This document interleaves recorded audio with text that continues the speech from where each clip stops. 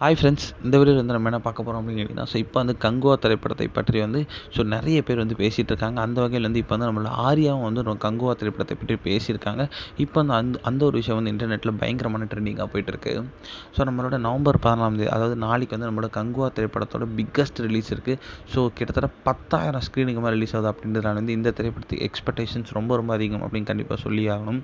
இந்த இந்த இந்த திரைப்படத்தை வந்து நம்ம சூர்யா கூட சேர்ந்து வந்து திஷா பத்தானி, ஒரு பாபி தயால், இந்த மாதிரி வந்து ஏகப்பட்ட கதாபாத்திரங்கள் இந்த திரைப்படத்தில் ரொம்ப ரொம்ப முக்கியமான ரோலில் நடிச்சிருக்காங்க. மேலும் வந்து இந்த திரைப்படம் வந்து கிட்டத்தட்ட வந்து 2000 கோடி மேலே கலக்கணும் அப்படின்ட்டு வந்து நம்மளோட ப்ரொடியூசர் செம்ம கான்ஃபிடென்ட்டாக இருக்காரு. கண்டிப்பாக வந்து அது நிறைய ரெக்கார்டை பிரேக் பண்ண போகுது அப்படின்றது எந்த ஒரு சந்தேகமும் இல்லை. சூர்யாவோட கரியர் பெஸ்ட்டு திரைப்படமாக இருக்கும் அப்படின்னு சொல்லலாம். நிறைய திரைப்பிரபலங்கள் வந்து நம்மளோட கங்குவா திரைப்படத்தை பற்றி பேசிட்டு தான் இருக்காங்க.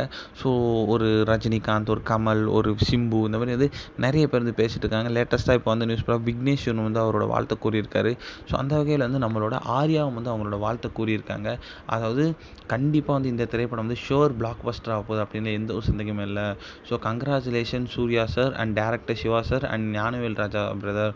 என்டையர் டீமுக்கும் வந்து கங்குவா திரைப்படம் மேசிவ் சக்ஸஸாக இருக்க போகுது. ஏன்னா உங்கள் ஹார்ட் ஒர்க், உங்கள் விஷன்லாம் வந்து ரொம்பவே சினிமேட்டிக் மாஸ்டர் பீஸாக இருக்க போகுது. It will be a huge black Bastar அப்படின்ட்டு செம்மையாக அவரோட வாழ்த்தை வந்து கூறியிருக்காரு.